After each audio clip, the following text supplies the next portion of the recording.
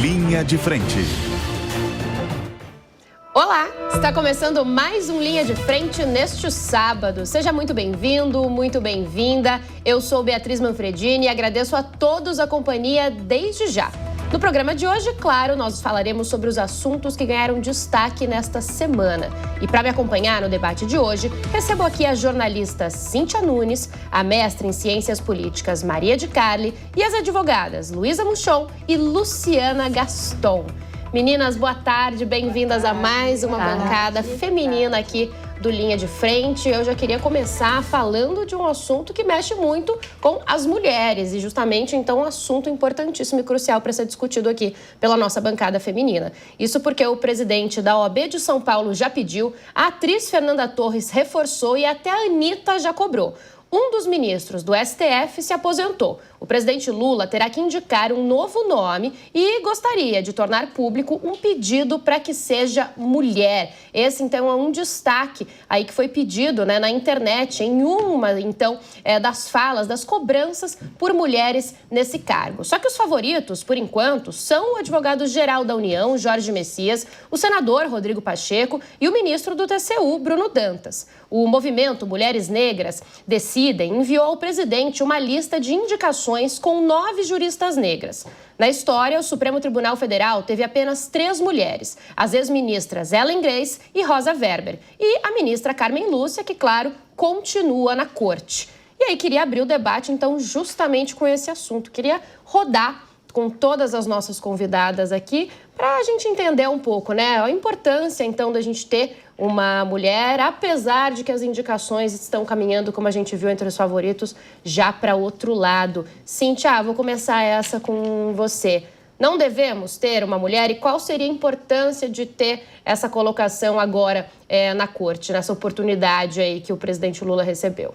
Tudo bem, todos? Uma boa tarde a todas as minhas colegas de bancada, Beatriz. O tema pode parecer, em alguns sentidos, uma pauta feminista, mas não é. É uma pauta de pluralidade. Fato é que nós temos uma representatividade feminina praticamente ínfima, né? Não do ponto de vista de qualidade, mas do ponto de vista numérico. Então, historicamente, como já se disse aqui, a gente só teve duas ministras anteriores e uma que está ainda nesse momento. E, ao que tudo indica, nós não teremos uma indicação feminina novamente. A questão toda é que me parece, sobretudo, um contrassenso, porque o Partido dos Trabalhadores, assim como a esquerda de forma geral, sempre coloca como bandeiras a inclusão, a diversidade. Essa é uma bandeira que, inclusive, arrebanha muitos seguidores. E na hora de termos uma indicação, que seria o momento de mostrar exatamente, não só feminino, mas também uma questão, eventualmente até uma mulher preta, a gente não tem e não vislumbra nada, nem um mínimo, nem uma cogitação nesse sentido, nenhum nome veio à tona. Eu endosso as palavras da minha amiga e ex-presidente da OAB paulista, a professora Patrícia Vanzolini, que em um manifesto também nas redes sociais disse que não é a favor da indicação de uma mulher só por ser uma mulher, mas que será que nós não temos entre as juristas nenhuma mulher com uma carga jurídica apta a levar também a voz, a sensibilidade e o ponto de vista feminino jurídico para a corte? E aí, levanto, puxando esse gancho da Cíntia, até uma frase do presidente Lula que eu anotei, que eu vou jogar aqui para a Maria comentar.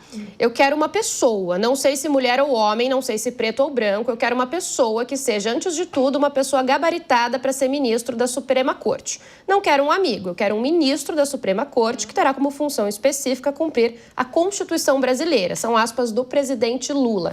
E aí devolvo a pergunta da Cíntia. Maria, será que não teria, então, uma mulher com essas competências para ocupar o cargo? Olha, eu como mulher só posso lamentar essa posição feminina, ainda que subrepresentada na magistratura, nas posições de liderança e, assim, fico apenas muito triste também de ver que é só um discurso, uma falácia, porque na prática não se colocam mulheres ainda em posições de destaque e liderança. Vejam vocês, as mulheres são maioria na carreira da advocacia.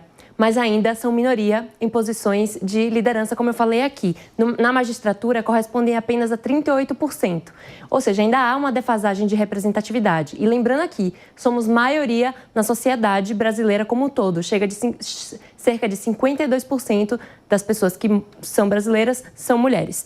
Portanto, a escolha feminina se torna cada vez mais improvável nessa substituição ao ministro Barroso. Eu acredito que Lula vai priorizar, sim, um aliado mais político num momento que é extremamente delicado para o governo, porque ano que vem tem eleições e ele precisa garantir apoio no jurídico, né, no sistema judiciário e também uma pessoa que tem um apelo político. E esse nome, eu acredito também, o mais provável, a gente estava aqui sondando, que seja o Messias, que tem entrada com o PT, que tem uma parceria com o presidente e também tem uma entrada com o público evangélico. Portanto, a escolha aí mais estratégica se dará de forma política. Maria, só complementando uma coisa que eu sou professora de Direito também, eu vejo nos bancos escolares, a grande maioria na sala de aula... Não, são alunas. Ah, certo. Então, a gente tem uma grande massa de alunas que não vê aí exatamente uma possibilidade tanto de galgar os altos degraus do poder, porque o que a gente vê não é muito isso, dificultoso. Né? E eu queria aqui puxar a sardinha para a política, nas ciências políticas. A gente vê 52% da população brasileira são mulheres, mas apenas a média ali de representatividade nos parlamentos é de 12% a 14%. Ou seja, a defasagem é em todos os setores. E é um debate que a gente tem que conversar aqui, sem torcer o nariz para falar que é mimimi de feminista chata. Não, é importante demais por conta da questão da representatividade da sociedade. E pensando para frente, a gente tem, inclusive, a ministra Carmen Lúcia já perto, né, de uma aposentadoria. Ela até gerou um burburinho essa semana aí falando, talvez, uma aposentadoria precoce também. E aí, Luísa, quer dizer, será que lá na frente ainda a gente vai ficar com nenhuma ministra mulher? Porque vai sobrar uma, aparentemente. Pode ser que a gente corra o risco de não ter mais nenhuma entre os 11. Eu acho que esse é um momento importante para que, ainda que nessa oportunidade, né, na aposentadoria do Barroso, não seja indicada uma mulher, começar uma campanha para que indicações futuras sejam feitas em nome de mulheres, né? É importante ter uma mulher na corte, é importante ter uma mulher negra na corte. A representatividade, ela extrapola os limites de, é uma mulher, é um homem. É ter alguém que é igual a você, ter alguém levantando uma voz, levantando uma bandeira, representando minorias, né? É importante. E isso traz pluralidade para uma corte que é tão importante e julga assuntos tão diversos.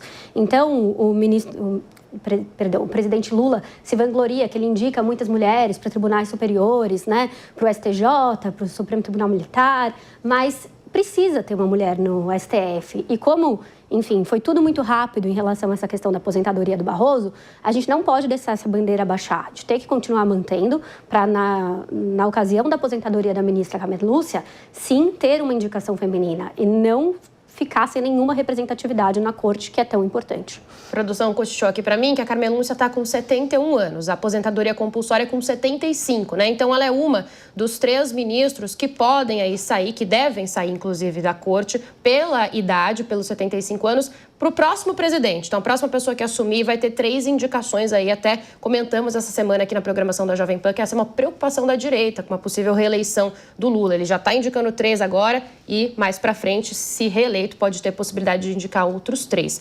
Mas ainda falando sobre as mulheres, Luciana, a pressão de artistas e de pessoas influentes, como a gente escutou agora no início do programa, até a Anitta falando sobre isso, Fernanda Torres, pode gerar pode chegar no presidente Lula de alguma forma ou está bem distante disso? Eu torço para que isso aconteça, mas eu acho um pouco provável porque está sendo constituída não uma Corte Constitucional de Justiça, e sim uma corte política, enfatizando cada vez mais que o STF hoje ele está contaminado. Então, a pessoa que lá está sendo indicada e o mais cotado é um homem. Agora, não ter uma mulher é um grande problema. Nós temos pautas muito sensíveis, como paternidade afetiva, questões relacionadas ao aborto, questões muito ligadas às mulheres. Nós representamos, como foi dito aqui, 52% da população, sendo que mais de 52% dos lares brasileiros são regidos por mulheres. E, a exemplo do que nós temos hoje no STJ com a ministra Nancy Andrighi, para quem é do meio acadêmico, conhece o louvor que é os entendimentos dela, das decisões, ela é a prova real de que a mulher estuda mais do que os homens. exemplo da própria ministra Carmen Lúcia, dedicou sua vida ao direito. Então, nós precisamos ter mulheres que são estudiosas, não por serem mulheres, e sim mulheres preparadas. Nós, mulheres, como muito bem foi colocado pela Cíntia, nós representamos o maior número dos bancos acadêmicos jurídicos. Então, não ter uma mulher é muito complicado. Hoje, eu faço parte de uma equipe de estudos dentro de um tribunal aqui em São Paulo e eu vejo que nós somos uma minoria, em torno de 30%, composto por magistradas, serventuárias e advogadas. Esse cenário precisa mudar dentro do Poder Judiciário, em especial do STF, que está lá no topo da pirâmide. Isso tem que mudar dentro do ambiente político, como a Maria bem colocou, somos um número muito reduzido, perdemos o time de termos, nas próximas eleições, uma maior participação feminina, com cadeiras, com a não aprovação do Código Eleitoral, ou seja, as pautas femininas estão cada vez mais sendo colocadas de lado. Agora, os artistas que são apoiadores do presidente Lula brigam pela Lei Rouanet, então vamos brigar, sim, por termos mulheres no STF. E, bom, eu estava procurando mais uns dados, são 134 anos, né, de Supremo Tribunal Federal, 172 ministros, 3 mulheres, então, até agora, e um negro. Aí jogo de volta para a Cíntia, porque a gente está falando da representatividade de mulheres, mas também poderíamos ter candidatos homens negros, né? Com certeza. Tivemos o ministro Joaquim Barbosa, que foi o único representante, né, único negro. E a questão toda, para que ninguém torça, como se disse aqui, não é para torcer a cara, dizer, é mimimi, porque não é isso. A pauta da representatividade é uma pauta de suma importância. Se nós somos um país múltiplo em todos os sentidos, múltiplo nas raças, múltiplo nas etnias, múltiplos, mesmo a gente não tem aqui uma sociedade somente masculina, né? Então, é mais do que necessário, é mais do que justo que a evolução social venha também repercutindo aí nas esferas de poder. Então, é sim importante que a gente tenha todas as visões, porque esta pauta, inclusive a gente falava aqui um pouquinho antes de entrar no ar, que até mesmo é muito ruim que a gente tenha um tribunal político, porque ele tem uma tendência de indicação de consolidar só uma mesma forma de visão política. Nem para a direita, nem para a esquerda isso é bom. Nós tínhamos que ter aí uma representatividade, eu ouso dizer até partidária, se fosse o caso, para que realmente a gente estivesse diante de, sem uma crítica a esta ou aquela atuação, mas que nós pudéssemos ter um tribunal muito plurimo em todos os sentidos, sobretudo, como você bem disse, também em relação à representação da população afrodescendente. Luísa, num cenário como esse, será que deveria ser repensada a forma de escolher ministros, de repente, para aumentar a representatividade? Eu acredito que sim. A forma é uma forma política, né? Então, até exemplo dos últimos ministros que foram indicados pelo presidente Lula, ele levou em consideração o critério de lealdade e não os critérios constitucionais mesmo para você escolher um ministro do Supremo Tribunal Federal, inclusive a questão da competência. Sempre falam, a pessoa é muito gabaritada, a pessoa é muito competente, ilibada a conduta, mas não existem outras pessoas competentes? Né? E cada vez mais a gente tem que pensar nesse distanciamento político dessa corte, porque olha o que tem acontecido por aí, né? Então, repensar a forma de escolha dos ministros seria sim uma solução, tanto de garantir uma pluralidade, uma representatividade maior, quanto de traduzir ali uma talvez maior de traduzir ali, colocar pessoas ali mais gabaritadas, né, mais competentes, eventualmente, que não pensam só em fazer política, mas fazer também, igual a Luciana falou, que estudam bastante, que se comprometem, que se dedicam, que de fato trilharam uma carreira voltada a estar naquela cadeira e voltada a estar naquele local.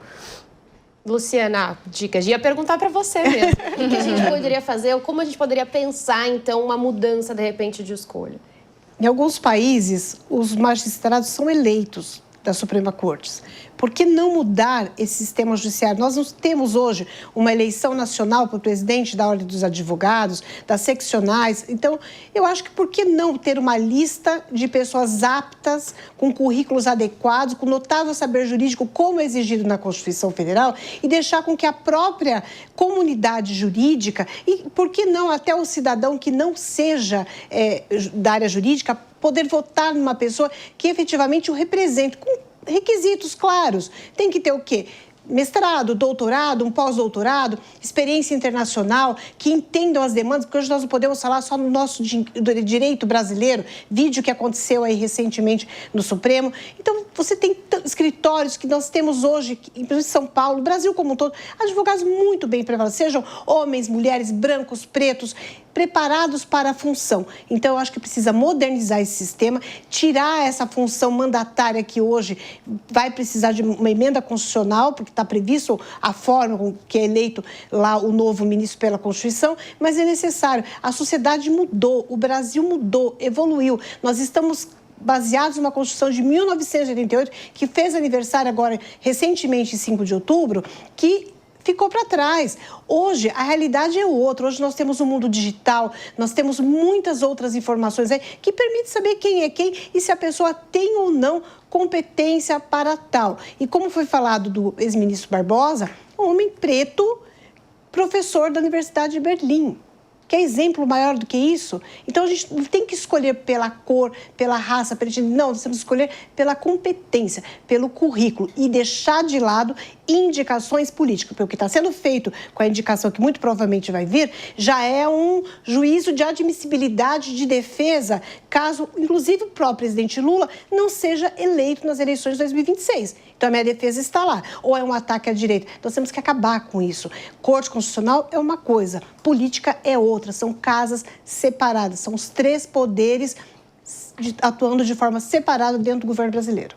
Agora, Maria, enquanto a gente tem, enquanto a gente não muda esse jeito de escolher os ministros do STF, o que a gente tem é que eles então vão ser indicados, vão ser sabatinados lá no Senado, serão aprovados ou não, e a gente tem aqueles 3 nomes. O Bruno Dantas está meio de escanteado, né, até o momento, mas a gente então tem falado que o Jorge Messias deve ser ali preferência do presidente Lula, só que tem uma pressão muito grande dos senadores por Pacheco. Sim. Como que fica essa história no Senado, se ele joga, por exemplo, Jorge Messias mesmo, indica Jorge Messias mesmo? Como que você está vendo essa situação? Bom, antes de responder a sua pergunta, Bia, eu vou aqui falar um comentário em relação à fala da doutora Luciana, que é em relação à escolha direta da população para os juízes da Suprema Corte. Recentemente, o México passou por essa alteração, ano passado ou esse ano, para justamente a população escolher os seus juízes, mas foi alvo de muito debate e muita manifestação contrária a esse tipo de conduta. Então, assim, 2 pesos e 2 medidas, nunca é perfeito.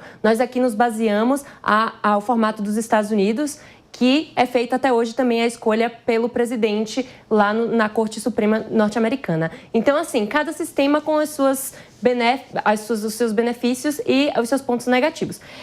Com relação ao preferido, eu estava até vendo hoje em dia, né? Quem iria imaginar que a população brasileira iria acompanhar de olhos vidrados a TV para saber quem vai ser o próximo indicado da Suprema Corte, para a gente ver em que ponto a gente está democraticamente e politicamente falando. Bem colocado. Pois parece um reality show. É um Big Brother. Exato. Quem é o nosso preferido? Quem Façam suas apostas. Paredão. Isso pode ser bom ou ruim. Eu já estou assim, né? Bem no meio da balança. Mas você apontou aqui os 3 principais candidatos. Eu acredito, como eu falei na minha fala inicial, que o Messias será um indicado pelo presidente Lula devido ao atual momento político que o país se encontra. Apesar do Pacheco ter aí a preferência tanto do Senado quanto dos demais ministros da Suprema Corte, alguns outros, né, ministros que preferem ele, dentre eles o Gilmar Mendes e o Alexandre de Moraes, que inclusive tiveram reuniões com o presidente Lula essa semana para falar sobre isso. Eu acredito que vai prevalecer o Messias, porque o Lula tem, inclusive, uma estratégia clara ali para o Pacheco no seu reduto eleitoral de Minas Gerais para ser candidato ao governo. Diga, Lu, diga. O ministro Barroso, ele tem uma assistente que é a doutora Flávia Martins de Carvalho, é uma mulher preta, carioca, integrante aqui do Tribunal de Justiça do Estado de São Paulo, que tem um dos currículos mais bem elaborados pela competência dessa moça, que saiu de dentro do bairro do Morro do Alemão, no Rio, e que hoje é referência dentro do mundo acadêmico, em especial da magistratura, que já é assessora do ministro Barroso. Então, diante de tanta discussão que tem sido feita, por que não indicar alguém que está lá dentro e que tem competência? Alguém que tem pós-doutorado na Europa, das principais universidades lá fora, uma moça jovem, com menos de 40 anos de idade. Então, de uma competência ímpar, professora das escolas da magistratura do Estado de São Paulo, Rio de Janeiro e outros estados, que está preparado e que está lá quase 5, 6 anos com o ministro Barroso. Então, assim, um pouco, a meu ver, é má vontade, porque gente boa tem, e não precisa nem sair de Brasília procurando. Dentro do próprio Supremo, nós temos mulheres extremamente bem preparadas para representar a minoria. E a minoria no nosso país, em especial no mundo acadêmico, jurídico, são as mulheres pretas. Então, seria representado não pela cor, e sim por sua competência e formação.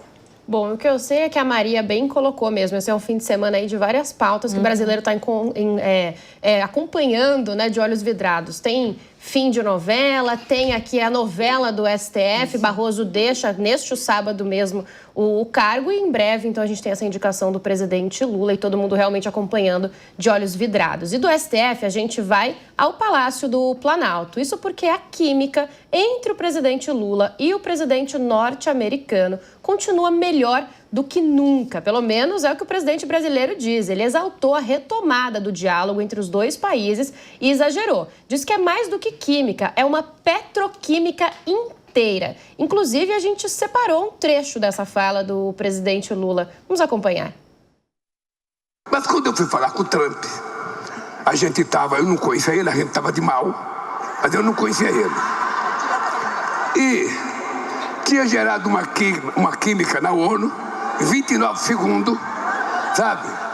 Então, ele me ligou, eu falei, presidente, eu queria estabelecer uma conversa sem liturgia.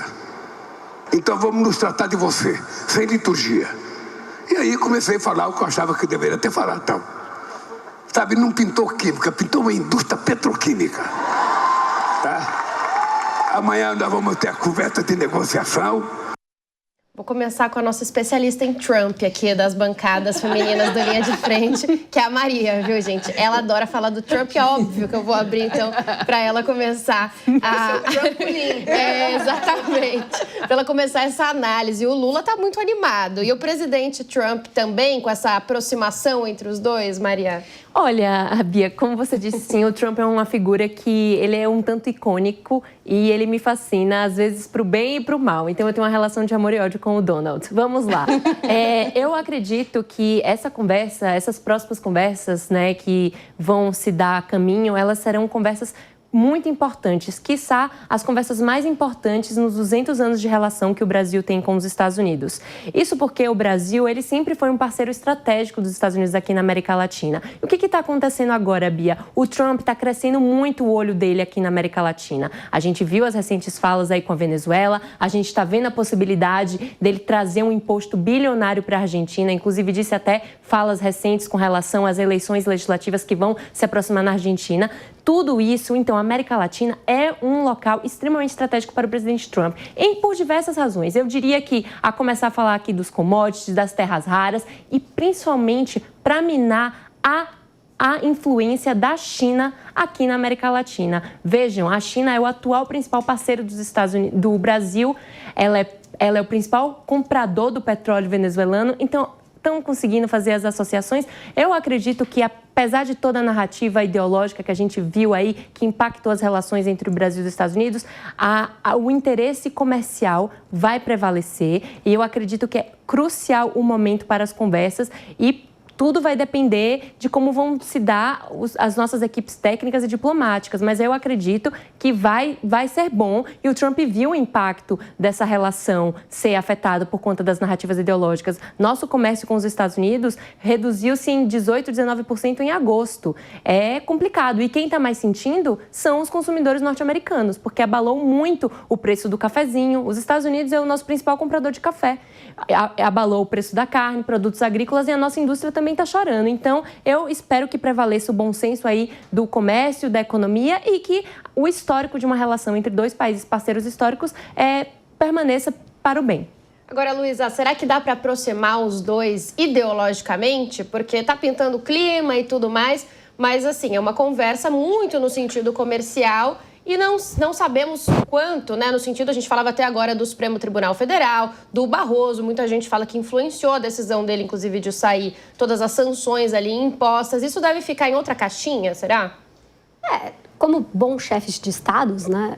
ainda que ideologicamente eles pensem de forma diferente, um de extrema-direita, o outro de esquerda, eles têm que manter boas relações diplomáticas, visando o bem das nações que eles representam, né? Então, eles não precisam concordar sobre ideais, eles precisam chegar num meio termo que faça sentido para que as duas nações possam governar, para que uma possa aproveitar o que a outra tenha de bom a oferecer. Viver nesse pé de guerra entre uma nação tentar intervir na outra, aplicar sanção, fazer guerra econômica, política, é ruim para todo mundo, não traz benefício para ninguém. Então, não acho que eles vão concordar ideologicamente. Isso já está bem posto, que eles têm posicionamentos muito diferentes sobre diversos aspectos, mas eles podem, como chefes de estados, conseguir criar uma viabilidade para os dois governarem, cada um dentro das suas ideologias, né, de uma forma que seja benéfica para todo mundo.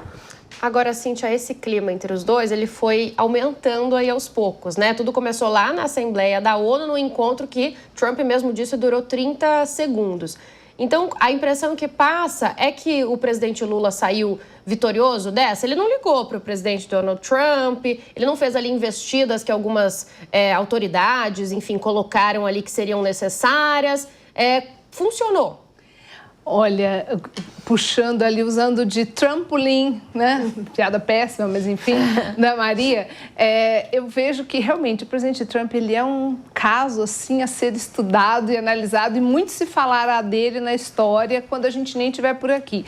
Por quê? Porque ele é estrategista, né? Ele mordeu, jogou as taxas para cima, disse ali, jogou sanções, pegou para todo lado, não aplicou, até porque ficaria muito ruim, né, em termos de direito internacional, mesmo de relações internacionais, não jogou isso para a família do Lula, nem para o Lula, mas foi comendo pelas beiradas. Para quê? Para que depois, diante, assim, de situações, como bem se disse aqui, de um olhar que ele joga para o celeiro econômico que nós somos, ele virar com um sorriso e falar, nossa, está sendo bacana, eu estou gostando, mas até agora que se registra, não abriu mão de nada, né? Ele está insinuando esse namoro, esse climão, né? Esse petroquímico climão, mas até o momento a gente não tem resultados efetivamente nenhum. Então, não dá para falar que o presidente Lula saiu ganhando, porque qual é o resultado até o momento? Eu, pelo menos, me corrijo, até o momento não vejo nenhum resultado. Embora já tenha dito isso outras vezes aqui. Eu torço para que eles aconteçam, independentemente de gostar ou não gostar aí. Mas eu não acredito que, de fato, a gente possa dizer, acho que se tem alguém vitorioso até o momento nisso tudo, é o presidente Trump, que está criando ali o espaço, porque qualquer cenourinha que ele acenar diante de tudo que foi feito vai parecer uma vitória para cá. Então, vamos ceder e, do outro lado, quem está ganhando é ele, eu não tenho dúvida disso. Quero saber, antes do nosso intervalo, se Luciana concorda. Concordo em partes. O Trump ele é tudo menos bobo. O agro brasileiro depende do mercado americano e o mercado americano depende do agro brasileiro. Se não bastasse, nós estamos aí perto da entrega da rota bioceânica que vai ligar Campo Grande, Mato Grosso, ao Peru, com investimentos milionários, que vai encurtar entre 8 a 12 dias a safra que é entregue no porto de Xangai, na China. Então, ele sabe que ou ele corre agora e transforma essa paquera no namoro e leva para o noivado, para um casamento, ou os reflexos da economia econômica que já está, desde 2008, começando a sofrer com queda no mercado imobiliário, o custo lá no supermercado, inflação, desemprego, que não vai bem, ou a situação para ele também vai piorar. Então, o presidente Lula está com a impressão de que é um namoro, que é um petrolaço, acho que é essa expressão que estou usando, mas eu acho que vai ser um baita tiro no pé se ele não tomar cuidado. O cenário internacional e, claro, do presidente dos Estados Unidos, Donald Trump. A gente até comentou agora no finzinho do primeiro bloco, né, que ele segue nos noticiários porque teria autorizado a CIA, que é a agência americana de inteligência, a iniciar ações contra Nicolás Maduro na Venezuela. A tensão no país sul-americano segue em alta e militares dos Estados Unidos vêm realizando ataques a barcos suspeitos de traficar drogas. O medo agora é de uma incursão terrestre contra o ditador venezuelano, que vem mobilizando tropas e reservistas. Maduro rebateu ainda, dizendo que não quer guerra com os Estados Unidos. E aí, então, olha, eu falei que a Maria é é especialista em Trump, ela disse que queria comentar esse assunto, então eu vou começar com ela. Ela que citou também esse assunto lá atrás. Maduro diz que não quer guerra, mas Trump, será que quer? Olha, eu acredito que sim. O Trump quer escalar o nível de conflito ali com a Venezuela por diversas razões, dentre elas eu listo aqui as principais. Primeiramente, a questão ideológica. O Trump e a sua base mais ideológica já não suportam essa ditadura do Nicolás Maduro, né? Já passou da hora, então isso fortalece muito a narrativa do presidente dentro ali do seu público fiel. Tem também a questão do combate às drogas, o combate ao tráfico internacional das drogas e principalmente, essa foi uma das suas principais propostas de campanha, né? A questão do fentanil lá nos Estados Unidos. E a Venezuela dita como um narco-estado, dita ali como um local estratégico na rota do narcotráfico para os Estados Unidos, apesar de não ser a principal rota ali no Caribe, porque o Pacífico é onde passa mais o nível de drogas, mas ainda assim o Caribe é uma rota estratégica. Então, a tentativa de minar esse comércio internacional também é importante para o Trump. E como eu disse aqui anteriormente, a questão dos commodities, a questão do que a Venezuela tem a oferecer aos Estados Unidos. Lembrando aqui, minha gente, a Venezuela senta na maior reserva de petróleo do mundo, com capacidade para bilhões de barris produzidos por dia. E só produz cerca de 1 milhão por conta justamente do aparelhamento do Estado que há lá dentro, da incompetência e da perda de instituições democráticas que ocorreu neste país. E, por último, que eu falei, o quarto ponto, é cessar aí também a influência da China na região. Eu disse aqui, o principal comprador do petróleo venezuelano é a China e Rússia, intercala ali e faz assim as alterações. Então, é estratégico para o Trump esse território na Venezuela. E ainda acrescento um extra. Tendo acesso a esse petróleo venezuelano com mais facilidade, mina também a influência da Rússia e do seu gás natural no mundo. Vamos lembrar aqui, minha gente, o Trump é um pacifista heterodoxo e ele está aí querendo o Prêmio Nobel da Paz. Diminuindo esse poder de barganha russo, ele consegue minar ali a Rússia na Ucrânia. Mas aí eu já estou traçando para um longo prazo até demais para a gente, mas vamos nos atentar. Eu acredito sim que vai haver uma escalada na tensão entre ambos os países e não descarto essas operações por terra ali no solo venezuelano para minar o regime de Maduro. O New York Times até chegou a publicar que esse seria o plano de Trump, né? Retirar, então, Maduro do poder. Depois ele meio que confirmou. E aí, Luísa, te pergunto se é uma estratégia eficaz para, de repente, barrar tráfico internacional de drogas. Faz sentido? Olha... Opa, tudo bem?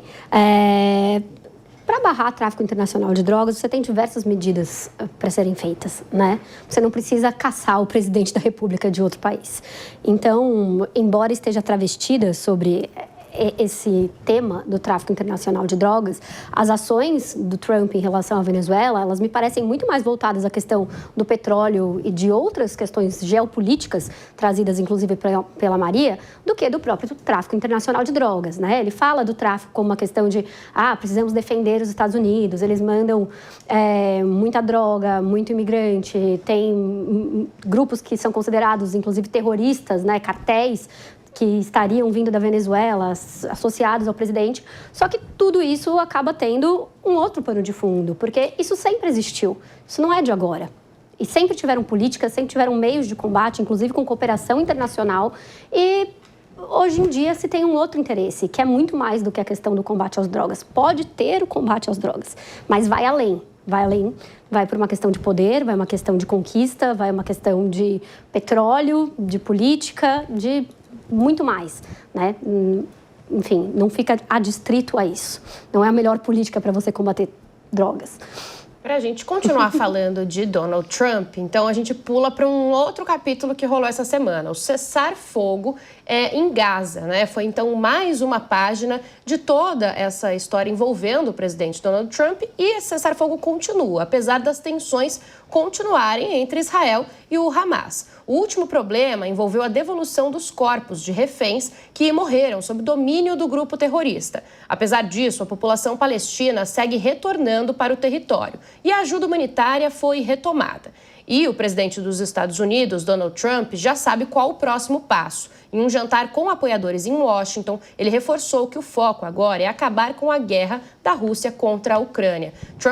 Trump pretende pressionar Moscou a negociar o que pode incluir o fornecimento de mísseis para reforçar a estrutura de defesa de Kiev. Já a pressão econômica passa pela redução dos negócios com a Rússia, principalmente com cortes nas compras de petróleo e gás natural pelos aliados da OTAN. Começa essa rodada, então, com a Luciana, para a gente falar, então, de um pouco desse imbróglio, né? No começo da semana parecia que tinha realmente terminado, efetivado esse acordo, esse cessar-fogo, e agora rolou uma dúvida ali no meio do caminho, né, Lu?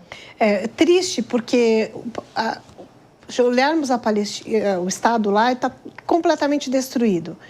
Do outro lado tem Israel, as pessoas lá que tiveram seus filhos, seus parentes que foram feitos reféns, receberam corpos que não eram os corpos que, conforme foi combinado. A gente tem uma situação muito complexa ali, que eu entendo que o terrorista em si, lá o integrante do Hamas, ele não vai ceder, ele não vai voltar atrás. Então, pensando naquele conflito, essa é uma situação. Agora, pensando em Kiev, gente, são 4, 5 anos já quase de guerra, a coisa não sai do lugar. Eu não acredito que o Putin vá baixar a cabeça para o Trump. Eles podem chegar no meio termo, mas é uma questão muito local, que infelizmente pessoas estão perdendo vidas, a economia do local, da região está sofrendo, o mundo está sofrendo, e a gente também sofre do lado de cá em ver as atrocidades que são cometidas em ambos os países que estão sofrendo com essas tensões. Então, eu não acredito que o Trump vai conseguir resolver isso facilmente, não. Agora, na questão do cessar-fogo, Cíntia, o Trump parece que não quer, pelo menos por enquanto, voltar a animar aquela situação, né? A deixar mais quente a situação. Os Estados Unidos disseram que não estão vendo ali um descumprimento de acordo por parte do Hamas, né? É como, acho que a Maria disse aqui, né? O Trump, adorei a expressão, um pacifista heterodoxo, né? Então, ou seja, se ele customizou o pacifismo, né? Na verdade, o que a gente percebe é que ele tem essas intromissões, digamos, em alguns casos muito positivas, trazendo resultados efetivos. E diante de tudo isso, a intervenção dele aparentemente trouxe um resultado que ele não vai querer minar. Então, se ele tem vistas a ganhar um Nobel da Paz, ele não vai ser aquele que vai depois passar nos anais da história como aquele que terminou com um possível cessar-fogo, né? Então, ele vai preferir, ao meu sentir, a não ser que algo muito sério aconteça, enquanto as coisas estiverem equilibradas, ele não vai fazer uma intervenção que possa colocar abaixo o pouco ali que já se conquistou. E é sempre importante a gente lembrar que há duas guerras, né? Uma guerra de quem comenta, de quem está aqui à distância, de quem fala, e a guerra de quem está lá, vivendo, perdendo a vida, perdendo família, perdendo casa, perdendo tudo. Então, é inegável a distância que há entre essas duas guerras. E por tudo isso, a gente espera que realmente os esforços, seja do Trump, de quem quer que fosse, se fosse, sei lá, a Cuca que fosse fazer esses esforços, se eles tivessem resultado para a gente alcançar um mundo com menos guerras, embora isso possa parecer assim, muito utópico, seria o ideal, porque de fato é nada mais triste. A gente tem visto algumas cenas das pessoas retornando para casa, e até quando não tinham mais esperanças disso, mas e quantas não voltaram? E quantas ainda não voltarão com todos esses conflitos? Luciana, quer comentar? O que mais me chamou a atenção nos últimos dias, quando começaram as primeiras imagens do pessoal retornando para casa, nós víamos, pelo menos foi a impressão que eu tive, eram tipo 90% homens, poucas mulheres e poucas crianças. Essas foram as maiores vítimas. Hoje eu vi durante a semana uma matéria falando que vão demorar anos para reconstruir. Essas pessoas não têm casa, não têm comida, não tem saneamento básico. É um país destruído. Dignidade? A dignidade não tem. Então, quando a gente fala nas convenções internacionais, tudo que nós temos para colocar em prática ali, pode ser que dê certo, pode ser que dê certo. Mas mulheres e crianças foram as maiores vítimas nessa guerra absurda, em tudo isso que aconteceu. Provou que teve início por terroristas e ninguém conseguiu chegar nesses terroristas até agora. Um dado aqui da ONU do fim do ano, de dezembro de 2024, não é o mais atualizado, mas mostra que quase 70% dos mortos na guerra de Gaza são mulheres e crianças. Então, aí só para dar os dados oficiais do que a Luciana acabou de comentar. Eu só queria fazer um comentário muito rápido. Lembrando aqui, o Trump, ele fez esse plano de 20 pontos, que é o que está sendo colocado em prática. Alguns primeiros passos desse plano é esse da troca de reféns versus prisioneiros ali de ambos os lados do conflito, e mencionando aqui um trunfo que o Trump tem na mão. Ele tem muito bom relacionamento com as monarquias ali do Oriente Médio, ali dos Emirados, da Arábia Saudita. Então, isso pode jogar a seu favor com relação a uma negociação mais concreta com o Hamas. Eu acredito que tudo que a gente está falando aqui é o que está sendo publicado, mas nos bastidores, que é onde realmente acontece a política, deve estar acontecendo ali muita negociação para conseguir justamente o impossível, desarmar o Hamas. Eu não quero nem imaginar qual será a barganha ali na negociação para conseguir atingir esse objetivo, se vai ser atingido de fato. Bom, gente, a gente volta para o Brasil agora para falar de política e falar do governador de São Paulo, Tarcísio de Freitas. Uma pesquisa do Instituto Paraná confirma que ele está na liderança para a reeleição aqui ao governo de São Paulo. A gente vai acompanhar, inclusive, alguns cenários agora. Primeiro, a pesquisa espontânea, quando os entrevistados falam um nome ali de sua preferência sem consultar uma lista prévia de candidatos. Então, nesse cenário, Tarcísio tem mais de 18%. Geraldo Alckmin tem 2%. Logo à frente de Fernando Haddad, Ricardo Nunes, Márcio França e Guilherme Boulos. Já na pesquisa estimulada contra Geraldo Alckmin, o governador tem 48% das intenções de voto contra 27% do vice-presidente da República. Érica Hilton aparece com 9,5% nesse cenário pesquisado, então. Já em um terceiro, contra Fernando Haddad, aí Tarcísio vai ainda melhor e tem pouco mais de 50% das intenções de voto contra 25% do petista e quase 9% de Érica Hilton. Nesses dois últimos cenários, o governador ficaria muito perto de uma vitória ainda no primeiro turno. Então, o governador está consolidado, pelo menos o que a gente ouve, inclusive, nos bastidores aqui do Palácio dos Bandeirantes, é que ele está praticamente reeleito, entre aspas, porque é o que eu ouço por aí. E aí, então, começando com a Luciana, essa rodada, queria que a gente falasse um pouco dessa situação, Lu, e falasse, inclusive, de todos esses cenários, como é que a gente pode avaliar uma possível saída, né, de Tarcísio para a presidência da República, exatamente num cenário em que ele é tido como praticamente reeleito, como muito consolidado. Parece algo bastante arriscado, né? Ele vai trocar o certo pelo duvidoso. Na minha humilde opinião, é fato que o Tarcísio vai se reeleger como governador de São Paulo numa margem absurda de votos em relação aos demais candidatos. Se ele resolver sair para concorrer à presidência da República, ele nega desde o começo. Eu tenho informações aí que eu ando no meio da política, de bastidores, que ele é, sim, o nome da direita, tanto é que 2 dias atrás o Ratinho disse que não vai, parece que querer concorrer mais. Então, assim, ele tem um risco que é fato, o presidente Lula cresceu, chegou a bater 46% aí nas pesquisas. Então, ele vai trocar o certo pelo duvidoso? Eu, no lugar dele, eu não trocaria. Mas a direita precisa do Tarcísio. E o Tarcísio não pode esperar abril de 2026 para decidir o que ele quer fazer. Já falei em outros programas que ele é conhecido São Paulo, Sul, Sudeste, aqui ele vai transitar bem. Agora, eu quero ir lá para o território do presidente Lula, lá no Jequitinhonha, subir o estado brasileiro. O Nordeste, eu quero ver ele ganhar lá, eu quero ver ele ganhar na Bahia. Então, assim, a meu ver, a eleição de 2026 já está definida para o Planalto. Goste a direita ou não. O Tarcísio, ele precisa apenas se consolidar na posição, sou candidato a governador, defenda isso até o último minuto para não criar um mal maior para a direita.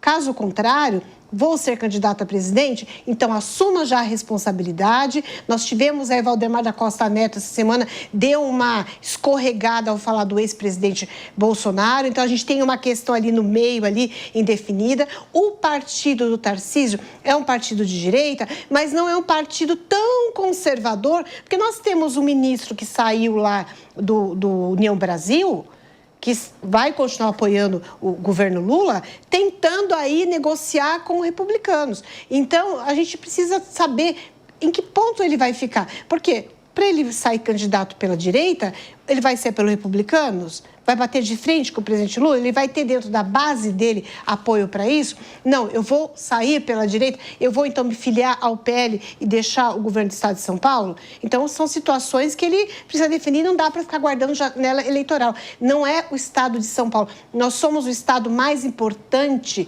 do país, pensando economicamente, tudo que acontece em São Paulo, somos. Só que a responsabilidade é de um país onde sua grande maioria é muito pobre, que está sofrendo cada vez mais com uma crise política e financeira, saíram os resultados do Banco Central e a taxa de juros que hoje Selic está em 15%, se continuar essa desaceleração da economia, vai começar a cair. O mercado brasileiro vai deixar de ser interessante, ou seja, vai aumentar o desemprego, vai aumentar as dificuldades do país. Então, aguardar, nós estamos em outubro, aguardar mais 12 meses, aguardar mais 6 meses, não. Ou ele define agora, ou ele define. A meu ver, tinha que falar já, sou candidato ou não à presidência. Agora, será que ele pode falar isso? Esse é um X da questão, né?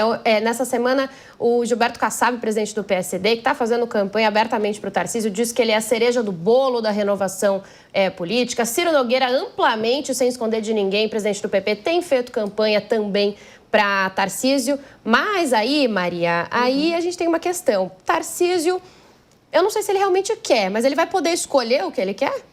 Veja, dentre os nomes presidenciáveis da ala mais à direita, sabemos que temos pelo menos 3 governadores fortes. Temos aí o Tarcísio, o Zema, o Ratinho Júnior e, me atrevo a dizer, o Caiado também.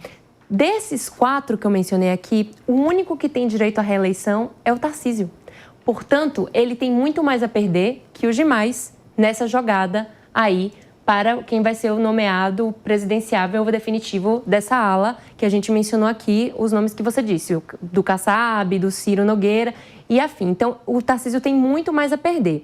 Eu acredito que a gente pode ver de 2 lados essa indecisão da direita com relação ao seu candidato à presidência. Pode ser uma estratégia no sentido de não vamos queimar cartucho agora, para não desgastar uma figura que possa vir com força aí mais adiante. E também demonstra uma fragmentação, porque temos esses líderes partidários, alguns desses nomes que eu mencionei, mais direita moderada, e ainda temos a ala bolsonarista. Portanto, tem uma fragmentação bastante forte aí na direita que impossibilita da gente ter resultados mais definitivos com relação ao nome do presidenciável para 2026. Então, a meu ver, o Tarcísio tem mais a perder e a disputa vai ficar mais entre esses outros 3 nomes que eu trouxe aqui, fora quem dos Bolsonaros quiser aí indicar, que a gente ainda não sabe se vão indicar ou se vão entrar num acordo, né? Tá bem complicado. Agora, ok, né? Tarcísio, então, tá ali mais ou menos reeleito. Agora tem que ver também se ele sair para a presidência da República, quem serão, então, os nomes que vão ocupar esse espaço da direita aqui numa tentativa de eleição ao Palácio dos Bandeirantes. Nessa semana aí, quem apresentou positivamente resultados foi Ricardo Nunes, prefeito da capital, que foi o único que apareceu empatando com Geraldo Alckmin, considerado bastante forte aqui no estado, já governou 4 vezes e tudo mais, né? Bom, meninas, a gente agora vai fazer uma coisa diferente. Quero perguntar para vocês o seguinte: como é que vocês acham que está o nível do Congresso Nacional atualmente no Brasil? E aí a gente vai entender por quê, mas resposta de todas. Começa, Lu. Olha, virou piada, porque, gente, não dá mais para levar a sério. Cada hora é uma coisa ali. Agora, vaias. Queria entender o que está acontecendo, porque hora eu estou do lado de cá, hora eu estou do lado de lá. Eu acho que está perdendo a legitimidade. A casa tem de extrema importância para o Brasil e a gente vê o que está acontecendo, está muito triste. Cíntia, você?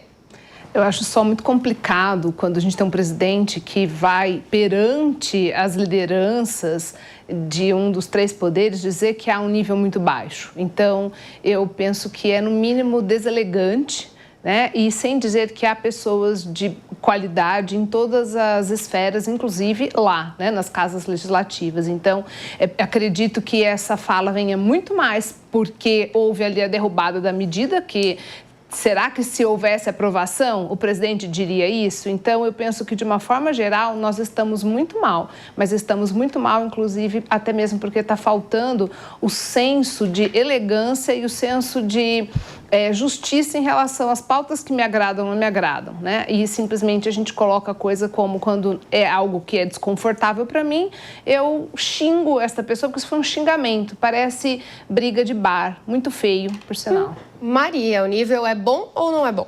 Concordo com a Cíntia quando ela fala que tem pessoas e pessoas. Eu acho que temos excelentes deputados que fazem um trabalho incrível pelo Brasil. Eu conheço alguns deles e os parabenizo aqui. Assim como temos péssimos deputados que, a meu ver, enxergam na política uma carreira que estão há mais de, 5 mandatos, não fazendo nada, não aprovando bons projetos e com mandatos extremamente com falta de transparência.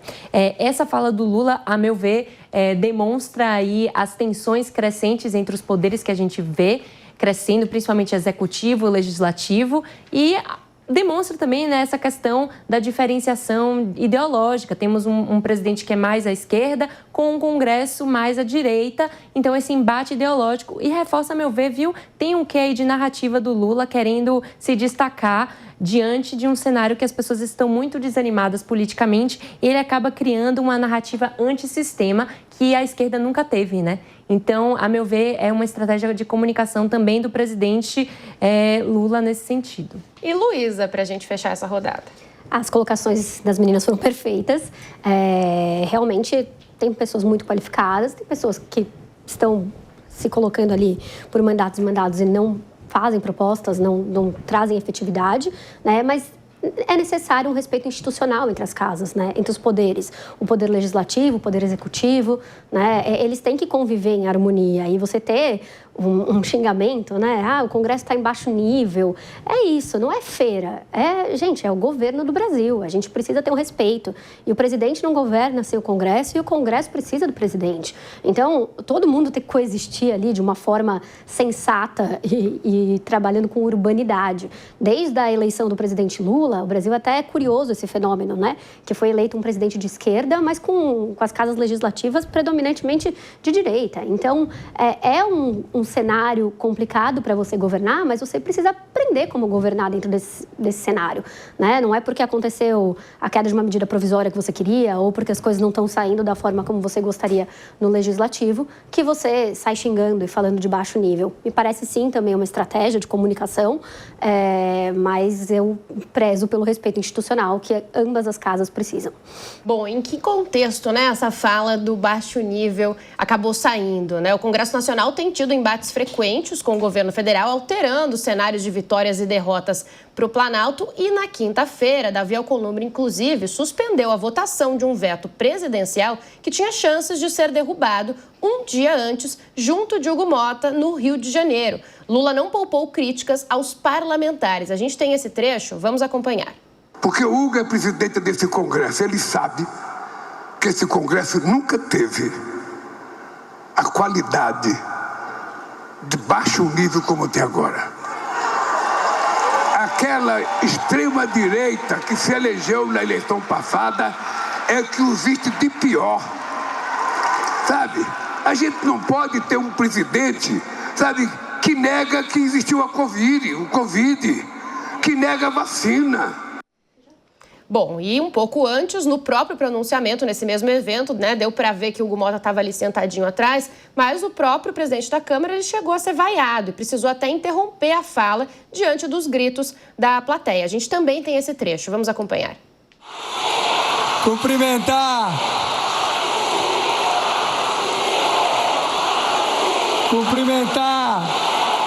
o deputado Renan Ferreirinha, que é secretário de Educação.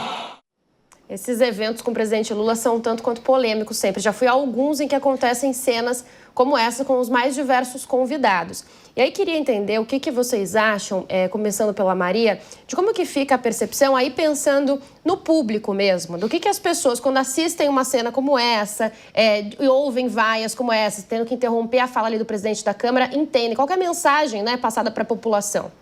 Como eu disse, a população tem uma grande revolta com a classe política atualmente. A gente vê como se tornou mais popular essa narrativa antissistema que, como eu falei anteriormente, a direita soube empregar de maneira muito eficiente e agora a esquerda parece que encontrou o seu álibi aí com Lula querendo bater de frente com o Congresso. As pessoas veem na política um órgão extremamente distante das suas realidades e que não resolvem os seus problemas, onde deputados só pensam nos seus próprios interesses e só favorecem a própria classe.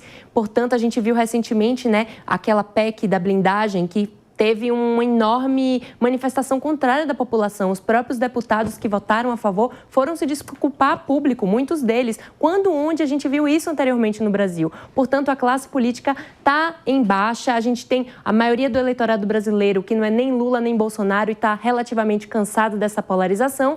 Então, é complicado essa situação, Bia. Eu acho que o Lula vai continuar nessa narrativa. Agora ele vai mudar um pouco a estratégia lá no Congresso, já disse que vai demitir aí o segundo escalão dos que foram apontados pelos deputados de Centrão que não o apoiam nas suas pautas. Então ele está trocando um Centrão pelo outro e tentando aí ganhar na narrativa antipolítica para ver se alavanca votos para 2026, porque as eleições já começaram e estão a 1000. Vou fazer essa pergunta para as meninas em 30 segundinhos antes de fechar o programa. Cíntia, Hugo Motta sai, porque ali tinha uma plateia específica, mas isso roda, como a gente está vendo aqui, a internet, as redes sociais, sai desmoralizado? Eu penso que não, porque como você bem disse, ali a gente tinha uma plateia específica, então a plateia aplaude aquilo que... Mas, por outro lado, a exposição que chega para as pessoas, muita gente não vai ter esse discernimento, Então, talvez olhe e fale, nossa, está sendo vaiado. Mas não acredito que, em termos práticos, isso modifique muita coisa, não. Luciana, como é que fica a situação para o Hugo Motta? Muita gente vem falando que ele não consegue ter força ali na mesa, Não, ele não tem impulso firme, isso é fato. Ele não está conseguindo tocar para frente. Agora, o presidente Lula só esqueceu de uma coisa. As emendas PIX, as emendas todas já foram distribuídas. Então, os territórios que ele está tentando entrar atacando o pessoal lá, ele esqueça que essas mesmas pessoas já supriram economicamente os seus redutos. Então, ele vai ter trabalho dobrado, sim, para resolver o problema dele da falta de votos, que esses votos vão fazer a diferença. E para a gente fechar, Luísa, como é que sai o Hugo Motta dessa discussão? Não acho que ele sai desmoralizado, justamente porque era um ambiente específico, aqui concordando com o que a Cíntia falou, mas ele tem enfrentado dificuldades ali, justamente da mesma forma como a Luciana pontuou. É complicado uma exposição com vaias, é complicado esse cenário que a gente tem vivido aqui hoje em dia e justamente também trazendo aqui um pouco do que a Maria falou, a população não enxerga o político como um aliado, como representante do povo. A população enxerga o político muitas vezes como ladrão, como uma pessoa que só está lá recebendo dinheiro e que não tem feito nada. A população não tem o hábito de acompanhar as pautas, acompanha o que aparece no noticiário, acompanha os escândalos, costuma comentar, mas assim, a gente não tem um hábito político e a gente não trata o político como o nosso representante do povo. E isso tinha que mudar, porque a partir do momento que você consegue enxergar naquela política que você colocou no poder, o seu representante, você controla as pautas, você controla as ações, você vai atrás, você muda o cenário de quem está lá. Você não vota mais por votar, porque você precisa colocar alguém no poder. Então, eu acho que precisa... Aqui já divaguei um pouco saindo do Hugo Motta, mas a gente precisa trazer mais consciência política para a população brasileira. Perfeito. Meninas, mais uma vez agradeço demais a presença de todas aqui na nossa bancada feminina do Linha de Frente. Claro, a sua presença e a sua companhia também. Já te espero no próximo sábado, às 6 horas da tarde. Bom fim de semana. Muito obrigada. A opinião dos nossos comentaristas não reflete necessariamente a opinião do Grupo Jovem Pan de Comunicação. Realização Jovem Pan.